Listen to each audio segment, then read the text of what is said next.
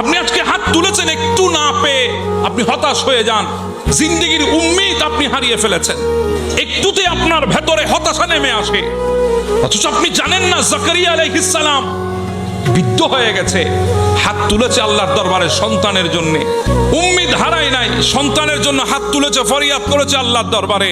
জানে না সন্তান কিভাবে হবে, কারণ দুনিয়ার নজরে জাকারিয়া আলাইহিস সালাম বিদ্ধ হয়ে গেছে, ওই বয়সে সন্তান হওয়ার কোনো সম্ভাবনা নাই। এরপরেও জাকারিয়া আলাইহিস সালাম আল্লাহর দরবারে হাত তুলেছে।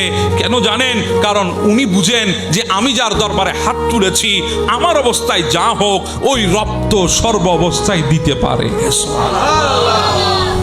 হযরত ইউনূস আলাইহিস সালাম মাছের পেটে বসে আছে, উম্মিদ হারায় নাই, হাত তুলে আল্লাহর দরবারে প্রার্থনা করেছে, ফরিয়াদ করেছে রবের দরবারে।